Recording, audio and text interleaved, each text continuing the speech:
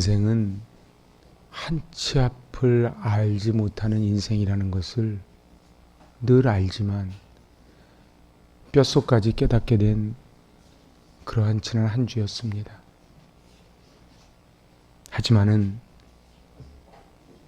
엄동소란을 이겨낸 그 땅 위에 새싹이 돋아나듯 주님께서 위로해 주시고 주님께서 이곳에 임재하여 주셔서 세상이 줄 수 없는 놀라운 평화를 맛볼 수 있기를 바랍니다. 사도 바울은 아테네에서 철저히 실패합니다. 사도 바울은 헬라 철학에 능통한 사람이었는데 그곳에 철학자들과 토론하면서 결국은 열매를 거두지 못합니다. 그리고 도착한 곳이 고린도입니다. 고린도는 상업과 향락의 도시이고 은사도 많이 받았지만 그 교회가 바울파, 아볼로파, 게바파, 예수파로 갈라져 있는 그런 교회였습니다. 또한 그 유명한 아프로디테의 신전이 아크로폴리스 언덕 위에 있습니다. 음란과 방탕의 도시가 바로 고린도입니다. 그런데 오늘 고린도전서 2장 3절에 이렇게 기록을 합니다. 내가 너희 가운데 거할 때에 약하며 두려워하며 심히 떨었노라.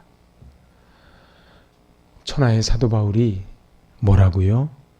약하며 두려워하며 심히 떨었다. 그러니까 사도 바울은 아테네에서의 실패가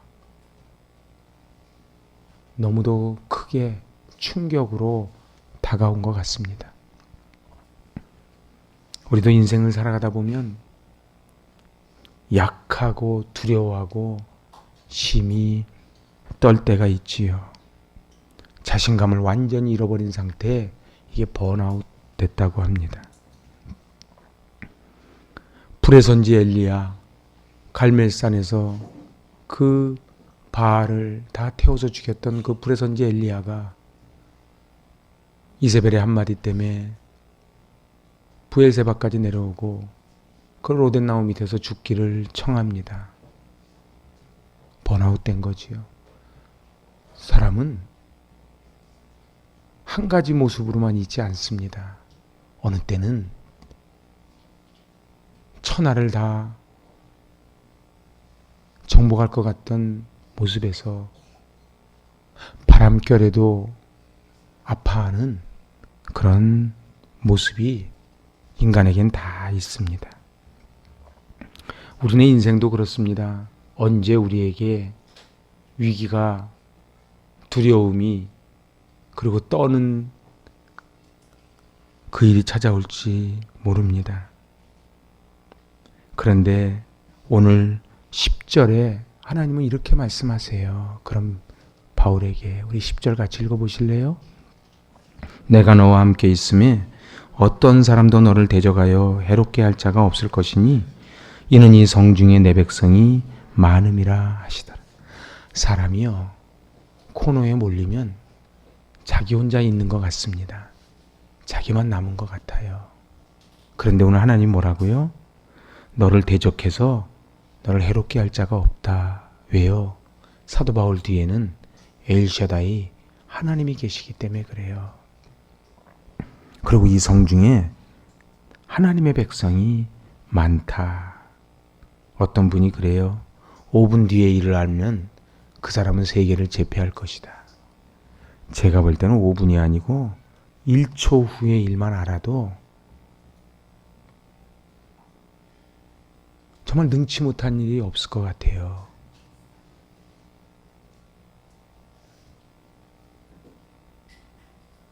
제가 어찌 그 7월 19일을 잊겠습니까? 더 공교롭게도 48년 전 제 육신의 아버님이 하늘나라 가신 날이 7월 19일입니다. 저는 도저히 여러 번 제가 집례를 해보고 하지만 참 이번에는 다 그러시고 저도 그냥 가만히 있으면 좋겠는데 제가 집례를 해야 되는 상황이라 5번의 예배를 드리며 참 많이 힘들었습니다. 아니요, 주일 지금도 사실은 힘듭니다. 하지만 기독교는 절망 가운데 새 역사를 이뤄내는 것이 기독교입니다. 오늘 사도 바울은 아테네에서 철저히 실패하고 돌아왔을 때에 두렵고 떠는 가운데 하나님이 뭐라고요? 두려워하지 말, 침묵하지 마라. 너를 대적하여 해롭게 할 자가 없을 것이라. 저도 오늘 기도를 많이 하고 이 자리에 섰습니다. 저는 오늘 말씀을 전할 힘도 용기도 없습니다. 하지만 오늘 하나님이 주시는 그 말씀 따라 저는 그냥 신언을 실어 나릅니다. 신앙이 뭡니까?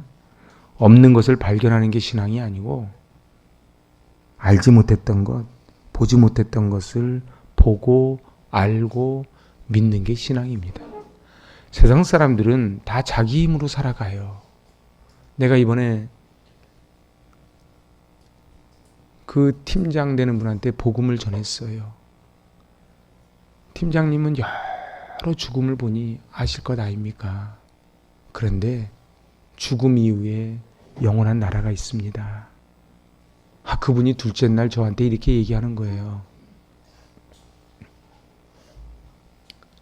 첫째 날 우리 교인들이 함께 아파하고 우는 모습을 보시더니 이런 교회, 이런 목사님 있다면 저도 교회를 다니고 싶습니다. 그래서 저도 기운이 없지만 한 1시간 정도 복음을 전했습니다. 그리고 제가 어저께 그저께지요. 헤어지면서 제가 또 부탁을 했어요. 제발 교회를 나가십시오. 사람들은 모릅니다. 다 자기가 잘났어요. 권불 10년이요 화무 11홍입니다. 우리도 또한 다 하나님의 명령 앞에 흙으로 돌아가는 날이 올 터인데 영원히 살 것처럼 싸우고 욕심내고 빼앗고 그냥 그렇게 살아갑니다. 저는 계속 그 생각을 했어요. 우리 영희 집사님이 도대체 원하는 게 뭘까? 제가 영희 집사님하고 나눈 대화가 있거든요.